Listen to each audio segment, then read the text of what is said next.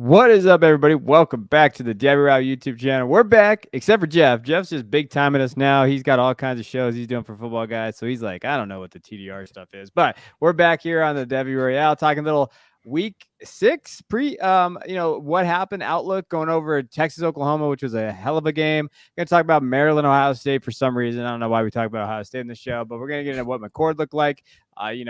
Trayvon Henderson is injured again. They get into Michigan, talk about JJ, and we'll probably wrap it up with North Carolina, talk about the big kind of games that Drake May had. As always, if you're listening, if you're following along, comment in the chat. Let us know some questions. We'll get there. I am currently on, we had a bachelor party today on my buddy's 4th wedding, so he's going strong here. 4th time is the charm. So I'm a little out of it, but we're gonna ride through it. So appreciate you guys tuning in. Hit that like and subscribe button while the intro is going.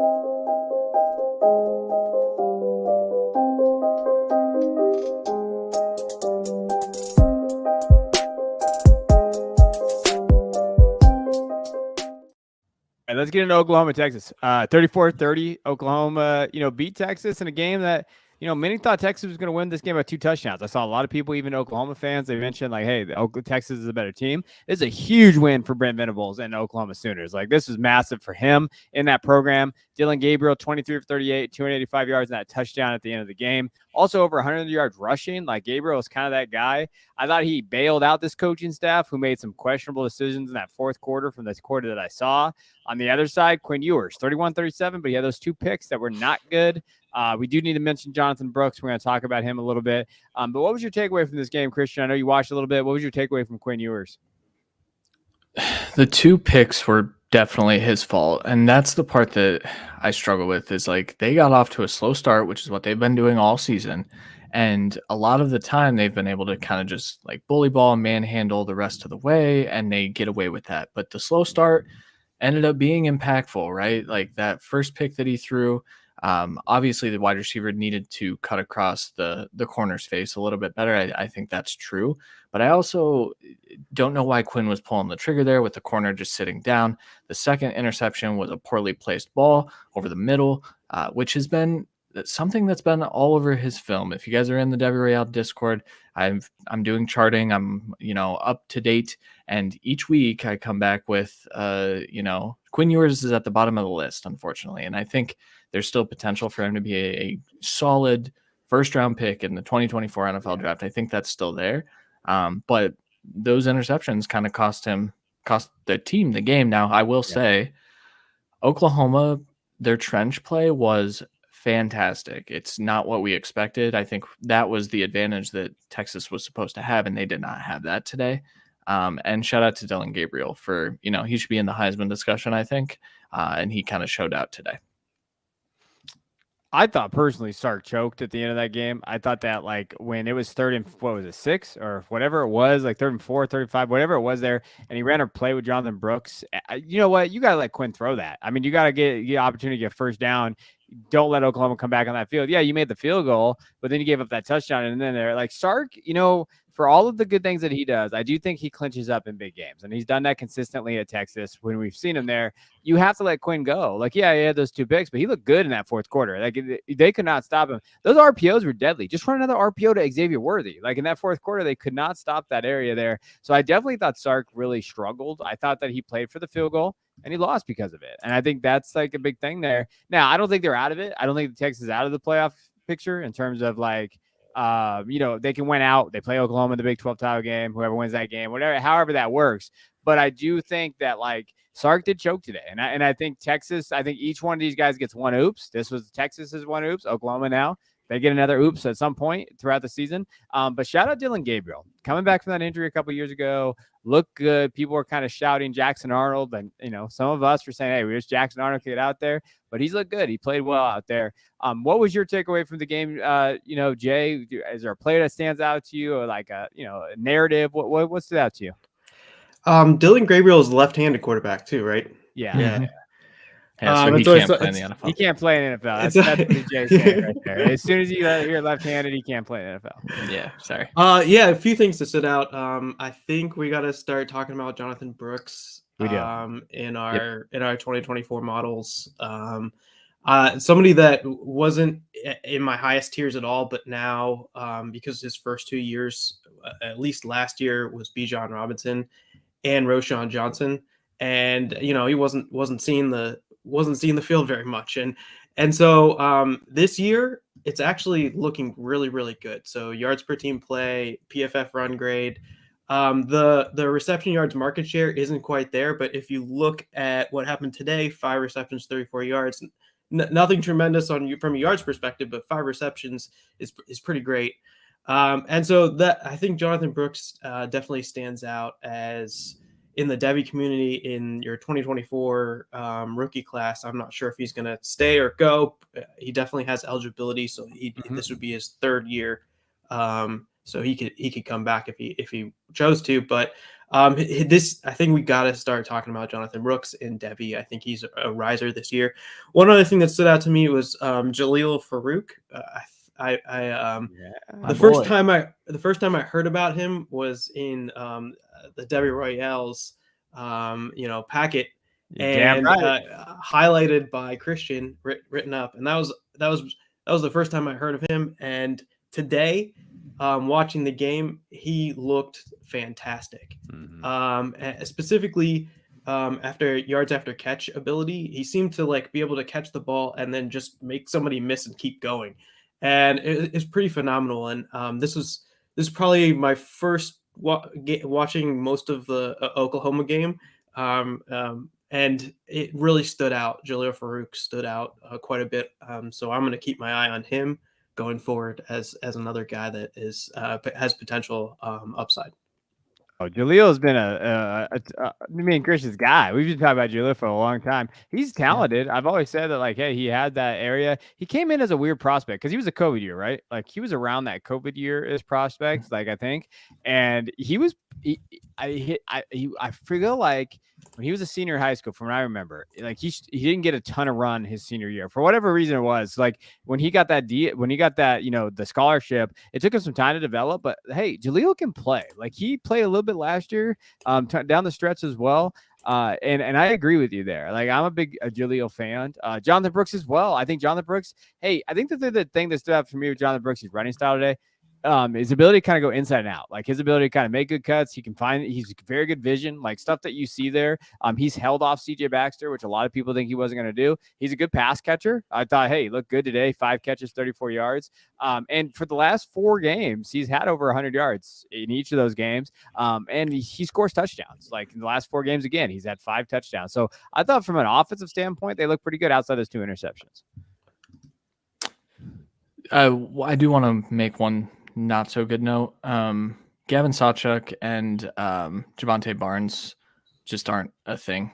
I don't think for Oklahoma. It's the Tawi Walker and Marcus Major show in that backfield. And I don't know if, I kind of started to say, as I was watching Javonte Barnes when he was getting run earlier in the year, that I wasn't sure if that was an NFL player out there. He's not playing, so I can't say anything other than maybe he gets an opportunity next year, but I think he's probably still rated too highly in the Devy community, maybe even in my own rankings. I missed on him. I thought Barnes was better than what he has shown, but he has not done it. So I will say that. I definitely missed. I had him high. Yeah. Because I thought the way I projected Barnes was NFL prospects, NFL profile. I really felt like he fit that mold. But we have seen guys not, and they come back, and maybe next year, we've seen that story. So I'm not completely out on him, but I'm definitely way too high on him. I definitely when you look at the value, if Gabriel is your leading rusher with 113, and then Tawi Walker, who's looked really, he's looked good this year too. Walker is someone that they've really kind of leaned on, the junior out of Vegas. He's looked okay this year at certain times. That concerns me. So that is good. That's a good narrative to kind of pull from this game too. I thought Xavier Worthy looked good. 8 catches, 108 yards. This is a good game. This wasn't I felt like Texas lost it at the end by being conservative, but they were right there overall. They were in there overall. Sorry, one more note. I trashed Quinn at the beginning here. He played outstanding after those 2 picks. He took care of the football. He completed all but 4 other passes. He was really, really good after those 2 picks, but those 2 picks were impactful. The one came inside the 10. And so He's got to be able to minimize those mistakes, but just throw Xavier Worthy the ball more. That would be my recommendation. Jay, who would you in Devy, who would you rather have right now? Jonathan Brooks from Texas or Donovan Edwards from Michigan? Really tough question. That's why I asked it. Yeah. What did Donovan Edwards do today? He didn't. game. No, he did not. He didn't. I mean, I 4 don't know, carries, 20 yards, and he had Yeah. 4 catches, 25 yards. Yeah. 15 For some total. reason, his I'm not sure what's going on with Michigan this year, but for some reason he's staying up there on the reception market share even this year, and it looks like he's having just this terrible year. But when you compare his reception share versus the rest of NCAA, he's still up there. I think I have him somewhere in here, but yeah, like running back 10 of the guys that I'm following. Mm-hmm. So I don't know. At this point, I'd probably go Jonathan Brooks, but I think it's pretty close, honestly. Jonathan Brooks, for the most part, well, from what I've seen this season, he doesn't really have the receiving upside that Donovan Edwards has, and that's always been the Donovan Edwards thing, is that Blake Corum, gets the rushing, gets the carries, gets the yards, gets the touchdowns. And then Donovan Edwards gets the receptions and somehow turns one of those plays into a touchdown every once in a while, and it turns out to be pretty great. And really, we just haven't seen too much of that this year from Donovan Edwards, and which is a bit frustrating. But I can still see that if something were to happen like that, where he puts together a streak of a few games where he catches 5 balls and 76 yards and a touchdown, and the NFL is just gonna love that as a prospect. And so I can understand that the answer in the end is going to be, what NFL teams decide on these guys, if any of them get, the day 2 draft capital. But right now, I'd say Jonathan Brooks, because he's so far from what I've seen, a good runner of the football. I like that. I like that film take right there. I'd say right now, based on this season, what we've seen as a runner, Jonathan Brooks is a better runner than Donovan Edwards. Like he's just a better runner. Yeah. Like, and I think that's just what you have to look at. All right, let's go over to Maryland, Ohio State. So Ohio State, they toyed around with this game a little bit, but then they put them on. They scored 27, I think, unanswered points in the second half, 37-17 against Maryland. Maryland's going to end up 6-6 probably this year. So I wouldn't take too much away from this game. But Ohio State did look, Kyle McCord looked good. 19 for 29, 320 yards and 2 touchdowns. Chip Trayanum, 20 carries, 620 yards and a touchdown. Travion Henderson was injured. Marvin Harrison Jr. had 8 catches, 163 yards and a touchdown. I will say, I just want to highlight Maryland rushing attack. Roman Hemby, who, just to go on a little rant, we got subtweeted, and I mean, someone did an entire show about how we hated Roman Hemby, and Roman Hemby was an NFL running back. Roman Hemby, 8 carries, 35 yards, and no touchdowns today. If you want to go through Roman Hemby's, just overall, he's had his high was 162 yards. That was against Colgate. But when he's played real opponents, Virginia, 9 carries, 23 yards. Michigan State, this is a great line, 10 carries, 12 yards. Indiana, 14 for 54, 8 for 35 against OSU. Like, Roman Hemby is not an NFL Devy asset right now. And, like, for us to, I just want to shout out the people that, came after us a little bit. Just thought you should know we were right. Now, on this side, though, I think the one thing to stand out for, I think Kyle McCord gets a lot of hate when he shouldn't. I think people kind of say, like, hey, I think they were calling for Devin Brown, right? Like, they were kind of talking about that a little bit. Today, yeah. Kyle McCord's starting quarterback in this team. I don't care what anybody says. Like, he's the guy. Like, whether or not he makes, I think Todd made a joke about him airmailing some stuff to Marvin Harrison Jr. But overall, I mean, he came through. They did that. I will say the one thing about Ohio State, they can't get off to a slow start against Penn State or Michigan, or they'll lose. So they got to fix that, because if that offense isn't going and it's going off to that slow start, like we've seen, they're going to lose those games. What do we think, Jay? You're the resident Ohio State fan. What was your thoughts about the game? It started out like they were sleepwalking. They came off a bye week, and it really felt like there was a bunch of rust on there. Now, Kyle McCord, he always starts off a little bit slow, but this was really slow to start a game. He did end up finding his groove, but that didn't happen until like midway through the third quarter, into almost the fourth quarter. Even through the third quarter, even after halftime, there was a play to Julian Fleming where if he would have just hit him, in stride, it would have been right in the end zone. They ended up putting it in with Chip Trainum on the next couple plays or something like that, but he was still missing throws into the third quarter. But he did turn it around, and he did start making some really, really nice throws.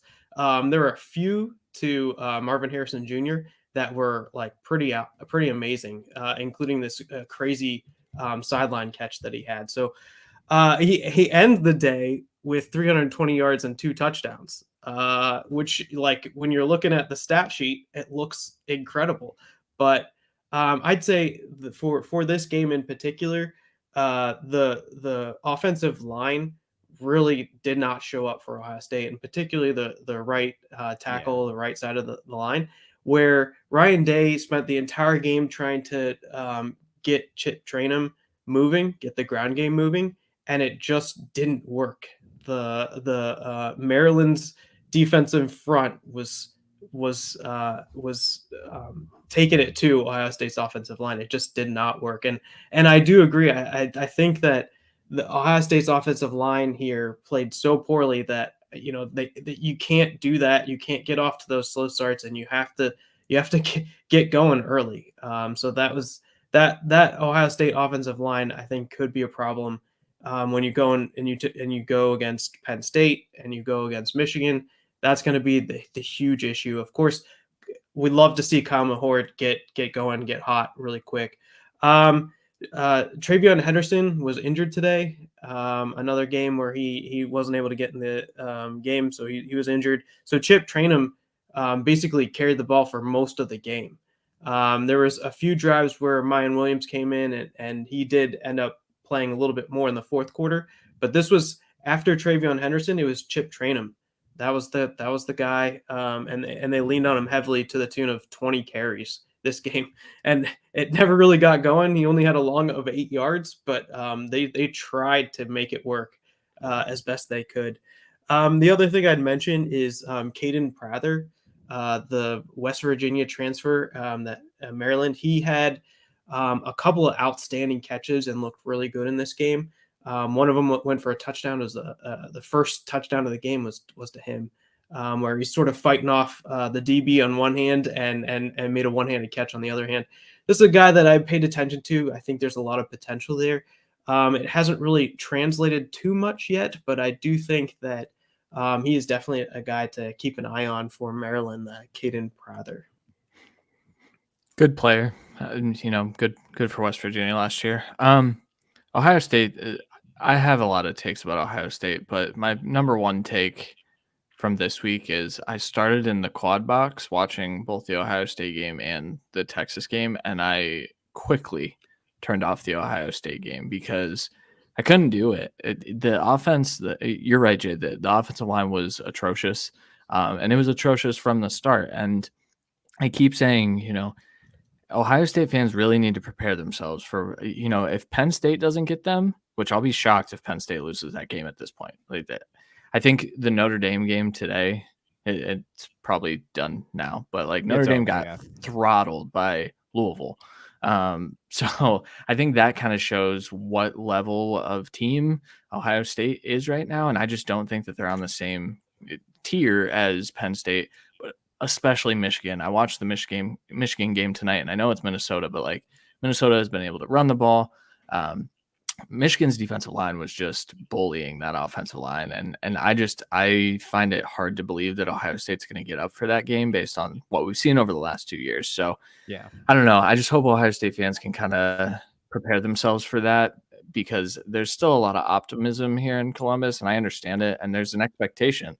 And that's why people were calling for Devin Brown, because it wasn't good enough in the first half. But the sad part is we've seen not good enough performances from every single player in that program for the last 3 years in first halves, outside of CJ Stroud against Michigan State a couple of years ago. So I don't know. It's not a team that I think can win a national title right now, and they'll probably make me look stupid and win all of these games and then win the national title here. No, they won't. Don't say that. Don't put that out in the atmosphere. Like, it doesn't even go out there. How does Julian Fleming keeps getting targets? Like, that's my biggest, I don't understand how Julian Fleming getting targets. Like, how does Carnell Tate not have targets over Julian Fleming? Like, I just, I don't understand. I know they play I'll say different that positions. Tate played. Tate got his I one know he reception. played. I He know got he played. one Like, reception, 8 yards. So I think he's also Fleming's out there for run blocking, and then that inherently keeps him on the field, and then he gets targets because teams are just doubling Marvin Harrison. But still, also super off topic. USC is on major upset watch right now. It is 17-0, and Caleb Williams is like 1 of 6 for 3 yards through a quarter and change. So something to keep an eye on as we go through the show. Yeah. So Emeka went down, and he did not come back in the game, and that's when I think Fleming started getting a few more, and Stover caught his big long one. So I'd say, when once Emeka went down, that's when Fleming started getting the more of the targets. That's fine, but I'm just like from like a perspective of me, like watching them, I'm much happier when I see Julian Fleming on the field than anybody else. Like as like a Michigan fan, like if I see Fleming on the field, I'm like, okay, I'll take that over whoever else is on the field. Like, and that's just how I look at that. I do think, shout out Ryan Day. I don't know if he went after another 80-year-old man that played maybe for Maryland. I'm not sure after the game. I didn't watch it. But maybe if he did, just, there. All right, let's jump over to Michigan, Minnesota. Let's talk about this game real quick. 52-10. I mean, this is, Michigan looks very dominant this year. I did just want to highlight, Blake Corum didn't have to do too much. Kaleo Mullings getting more carries than Donovan Edwards, I think is something like we talked about at the beginning of the show, which is a little, I think, eye-opening in terms of what we think of Donovan Edwards is, from that perspective. But my big thing is JJ McCarthy. He looks really good. 14 for 20. Didn't have to do it too much. They're getting him more involved in that rushing attack. You've seen that. Get him rolled out a little more. He had 2 touchdowns on the ground. I think the biggest improvement for JJ that I saw, he had a great touchdown to Keon Sabb on the sideline. Or not Keon Sabb. I think it was no, that was Loveland. That was Minnesota. Loveland, yes. So he had that going on as well. Like, I think that his deep ball accuracy, McCarthy's deep ball accuracy, has improved more than anything else this year. So I think that's the key. I talked about it in my preseason YouTube video. I said he's got to improve that deep ball accuracy. He's done that on the run. He's been able to do that. Last week, I didn't talk about it too much. But getting into there, like JJ is that guy, and I know Christian likes JJ a lot. Jay is like JJ a lot more than I do too. Like, it's weird that these guys are like, as non-Michigan guys. I'm still borderline with JJ there, but I think he's improved. I thought he looked good tonight. Oh yeah, I mean, I think he looks. I highlighted him. I just did a thing for the Patreon, so go check that out. But he's my QB2 right now. I think that he's done more NFL translatable things on film this year so far than Drake May. Now, we'll get to Drake May here shortly. I think Drake May had a breakout type of day where he kind of put all the concerns that I had to rest, throwing over the middle of the field. He hadn't really done that. JJ's been doing that all year. JJ's been throwing with anticipation all year. This was a game that JJ didn't have to do a whole lot. And I think, I think he had a slow-ish start throwing the ball, but overall, I mean, I'd like to see it in those big games. We've seen him do it in big games, but I'd like to see him continue this as the season goes on, because I think there's a really good chance that he's a top 5 selection next year if he decides to declare, which I think is another discussion, because Harbaugh's been really good at keeping guys there. I think this could be the 2025 first overall pick once we get down to it. So good for JJ, good for Michigan. And, they do look dominant on both sides of the ball. Callie Manis couldn't do anything. It was embarrassing. I feel bad for Minnesota fans today, but yeah, Michigan's good. Surprise. Hey, and I want to shout this out. JJ threw a 45-yard dot on a line, and someone on Twitter said it was underthrown. Never listen to advice on Twitter. That's that's really my mainstay in life. Like, no matter what, there's always gonna be a naysayer. Like, you literally could tell someone like, have a great day, and they're like, why not an awesome day? Like, that's just kind of how Twitter works.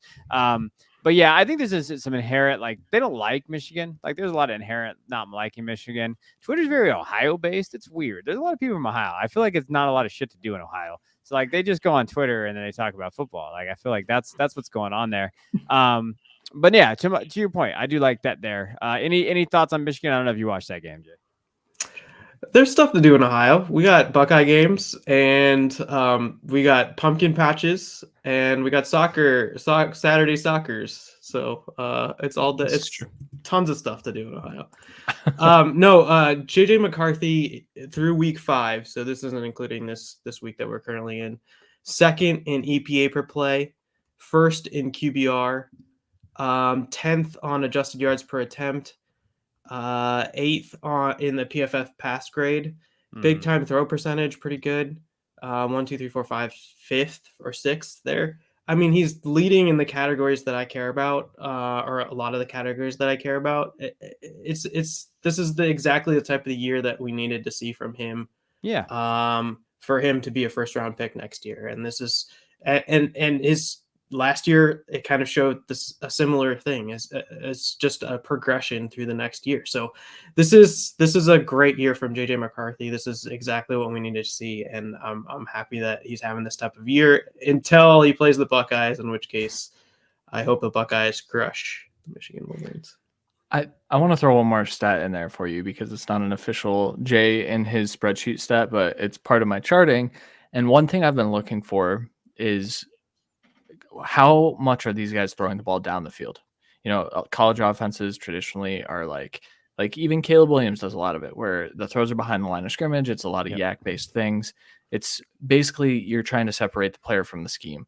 JJ McCarthy through 5 weeks was throwing downfield 57.7% of the time, which is, you know, Quinn Ewers is the only one close at 51 among the top tier of quarterbacks. So this is just a lot of really good things from JJ's film. That's why he's my QB2.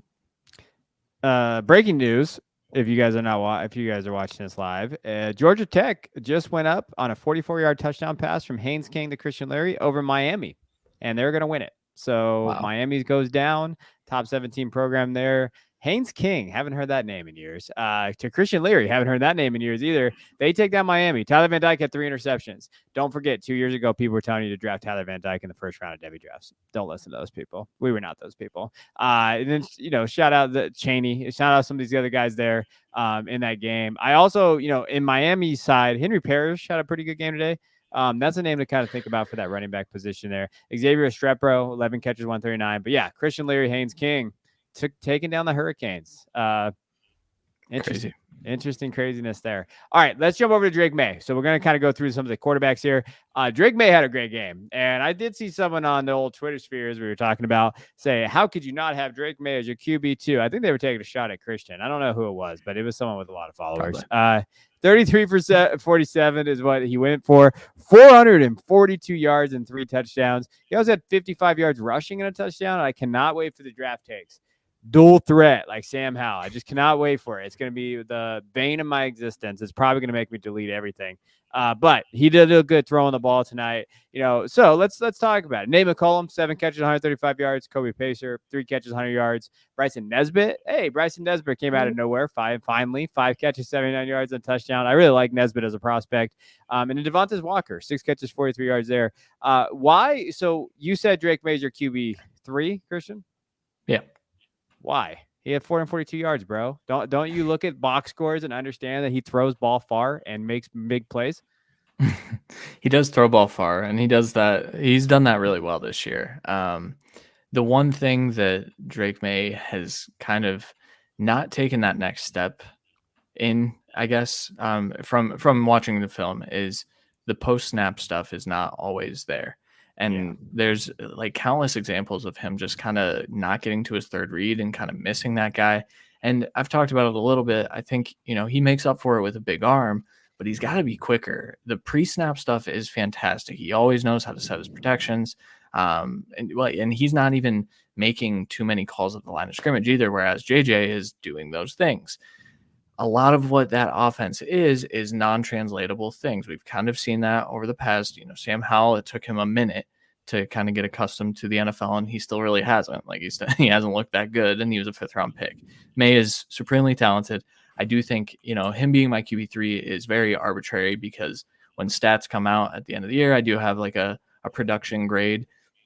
May's been kind of stat padding in some of these games too, so I think he's going to wind up, you know, close to QB2, if not QB2. But from a film perspective, just what I have graded out for this year, I just think that JJ is doing a lot of this stuff at a higher level, at a quicker pace. And, I don't want people to think I hate Drake May. We've been high on Drake May for forever on this show, since Sam Howell was there. But I just think he's still got some work to do, and I don't think people talk about that enough at this point. What do you think, Jay? Drake May was my quarterback 2 coming into the year, and JJ was my quarterback 3 coming into the year. Okay. And so I don't know if I have enough data so far yet to change that quite yet. I think Drake May has started off the year a little bit slower, but if we have a few more of these, like as Christian calls them, like stat padding games, like we can get right back into the mix here for Drake May across most of these things. So like once we get to the end of the year and we start to see it, but as far as I can tell, it looks like both of these are first round quarterbacks, and that's what's important to me. And at that point, it's like I'll have a preference between one and the other, but really it's the most important thing is that they both are get into that tier. And then you can sort of pick between, Caleb, Drake, and JJ and whoever else ends up in that first round quarterback tier. But and there's definitely going to be certain things that we like about Drake and certain things we like about JJ and stuff like that. And eventually we'll have to decide. But really, the most important thing is that they're getting into that tier. And I think they're both there. Drake I was more in the like lock category, as in like he was going to be the lock number 2 quarterback taken off the board. And now I think it's a little bit more up in the air between the two, because of the start that Drake May has had. But it's a long season. We'll sit here at the end and we'll see where we are. And but right now I think the progression is that they're both looking like first round quarterbacks, and that's the most important thing to me. Massive game against Penn State. JJ's got a massive game at Penn State at night in the whiteout. That's gonna be massive for him. Yeah, I do want to also throw this out. Kevin, you made that joke. Like, we're going to hear the Drake May is a dual threat takes. JJ is a dual threat. And I think, when we're talking about like fantasy football, which is, a lot of what people are talking about on Twitter, wouldn't you rather the dual threat quarterback? Don't we have like pretty hard proof right now of Anthony Richardson being that dual threat guy, that if you took him instead of even Stroud, I mean, I know he's already been hurt, but like, there's some merit to saying, okay, this guy has functional athleticism, and then this guy is like an actual athlete that can get rushing yards. I think JJ is the second tier and May is the first tier. So I don't know. Yeah. No, I think so. I think JJ has that ability, right? Like I think that what is JJ's comp? What do you think his NFL comp is?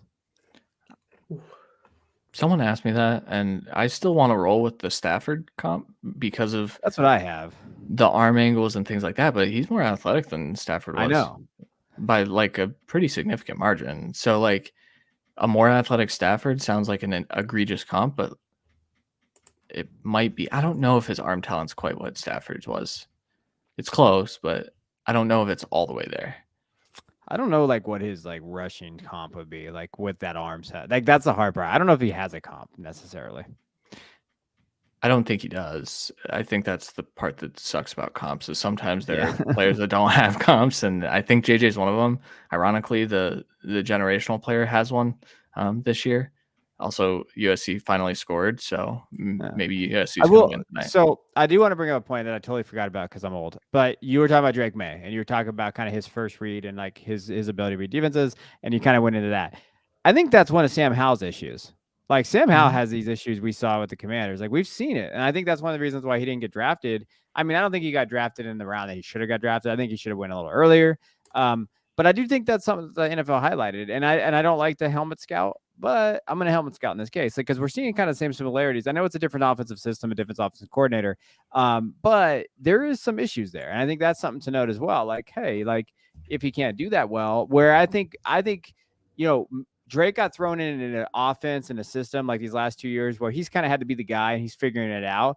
But I don't necessarily think that that could be a detriment to his development. Where JJ, they babied him. They babied him a little bit, but he got better. He progressed. You saw that. Even from the spring game, you've seen that too. So, like, I don't know, like, what's the better way to do it? But we could see another thing like we see with Howell with May. Also, Sam Howell has a stronger arm than Drake May. I keep talking about how May has a big arm and he can fit it into tight windows. Sam Howell has a freaking bazooka on his torso. So I think if Howell's 3 inches taller, we had a different conversation about him, unfortunately. And May is 3 inches taller or 4 inches taller or whatever he is. So, but that's part of it. I think a lot of NFL guys get super enticed by the big, tall guy that can move a little bit. But sometimes that's not always the best play. I think JJ's tall enough, personally. Hey, I'm 5'7", so I think anybody's tall enough. Martin Hampton, JJ's 6'3", 196. Yeah. He's a little skinny. 60 is great. Yeah, perfect. He's got to eat a couple whole chickens right before the combine, and he'll be good. 196 is a little skinny, huh? Shit, like I gotta... Man, yeah. See, I'm gonna pin that and send it to my wife. See, I'm not that bad. 196 is skinny. Like I'm close. Right. Yeah, I look for 220 for quarterbacks. So it's a lot skinny. So it's under 200 is pretty skinny. I mean that's the Bryce Young debate that we had over and over again. So yeah, under 200 is a little skinny. I don't want Daniel Jones anywhere near my JJ comms, Todd. I'm not good with that one there. Marion Hampton, just shout out Marion Hampton. Looked pretty good against Syracuse today. He's looked good. He had those 200 yards against App State. He had 73 carries, 383 yards, and 7 touchdowns on the year. So that's something to note there. Anything else? Any other takeaways from these games? I think we are going to end this one a little early today, but USC down 10 right now. They did just score. Oregon State, Dante Moore, like from a stats perspective, didn't look great, but they did beat a Washington State team that was undefeated. Cam Ward came kind of back to earth a little bit. Did not look good again. Florida State, Trey Benson, I guess, is someone to highlight. Trey kind of came out and finally had that game that we were looking for. 11 carries, 200 yards, and 2 touchdowns, which is really good. That's pretty good. Pretty good average there. Anything else from these games, guys? Trey Benson made me happy today, but also I need that to sustain. I need him to get more of the share because even early in this game, he wasn't getting all of the touches. And this is a guy that he doesn't need to dominate touches. I actually don't think that that's a thing that needs to happen, but I still there's traits there that look like a day 2 running back, but this running back class is very much so still up in the air. There's a reason that we're talking about Jonathan Brooks, and there's a reason that Jace McClellan is higher up on Devy radars right now. This class hasn't really emerged, and we keep talking about it, but Trey Benson having this game is encouraging. We want that to continue. That Florida State team, though, to me is they've been disappointing. They did not put that game away until late, and it took Trey Benson having 2 long runs for that to happen. So we'll see what happens with Florida State, but I definitely think that they're going to lose here soon. Anything else from you, Jay? I'd say a couple things. Malachi Corley, I watched him pretty hard when he played Ohio State. He continues to be, I don't know, as Kevin says, my dog or a dog or something like that. But him. I mean, that guy he's something. When you're watching it, there's something there that he's got. There's this freshman wide receiver at NC State, Kevin Concepcion. Yeah, he freshman looks wide good. Receiver. He's looked pretty good. His line today was 8 receptions, 102 yards, and 2 touchdowns with an MJ Morris led NC State. Somebody that's pretty interesting. Keep on your radars. Malik Neighbors and Luther Burden, another 2 really great games. The Eugene Wilson out of Florida looks really good. He had another good game today. Loving Nesbitt get on the board. That was one of my guys. I was super high on him, so that's exciting. There's a guy in Iowa, Caleb Johnson. No, don't ever. No Iowa. I was high on him before the season. He started off pretty decent, but he was injured, and this game he came back 134 yards on the ground and touchdown. When he's back. So hopefully this means something a little different for Iowa for the rest of the season. But those are some names. I got a deep name for you guys. I don't know if you guys have seen this guy at all. He's at South Alabama, wide receiver out of South Alabama. And his name is Colin Lacey. 5'10", 190. He's a junior. He's a redshirt junior though. He's had a really good year. 32 catches, 567 yards and 5 touchdowns. Tonight against Louisiana Monroe, he had 7 catches, 156 yards and a touchdown. If you're looking for like a non-Power 5 guy, he's fun. Like I'm gonna highlight him in my risers. I already kind of had him on my watch list. He, as a deep guy, like again, we don't see a lot of these. I know South Alabama is gonna have some negative connotations there with some guys that played there before. But I do think that he could maybe step up, like, and he goes towards that, like when we're talking about, what it looks like from the NFL standpoint. He's quick, creates separation, can make catches. So Colin Lacey is a guy out there. If you guys haven't seen him play, I go watch him play a little bit. I don't know if you can find his tape at South Alabama, but I'm sure it's on YouTube somewhere. Yeah. Can I throw just 2 more takes out? Raheem Sanders dead. 8 carries, 15 yards. I'm ready to call it. No. I'm sorry. Yeah, it was bad. 8 carries, 15 yards, 1.9 per carry. And then let him come back from injury. Let him come back. I know. And then we talked about Quinshon Judkins maybe not looking as good as Ulysses Bentley last week, and that was the case again this week. Ulysses Bentley, 13 carries, 94 yards, a touchdown. Quinshon, 18 carries, 65 yards, and a touchdown. A lot less efficient. I think Ulysses is also maybe a name to watch. I think he's on the Senior Bowl watch list, so I think he might get a Senior Bowl bump of some sort. Might be one of those day 3 guys that hits your dynasty roster instead of like a day 2 guy, but I think that's valuable, and I do wonder what Quinshon's outlook is long-term and moving forward.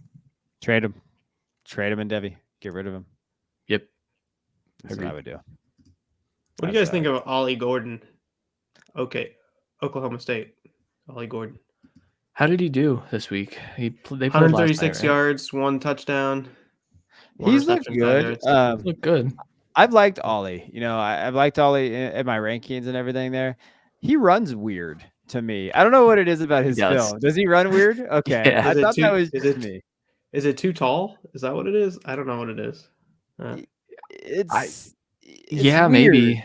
It's hard to describe. Todd's all about Ollie. Yeah, I've liked Ollie too. Like he's one of those guys that I was happy when when he kind of got that backfield to himself. I thought that he could be there. But there's times when I'm watching him run, I don't know. It's like, man, that hurts me watching him run. Like the way he runs, like I think that he could be very solid. Like I know he was really good in high school. Like he was he was there, 4-star running back, and he has that pedigree there.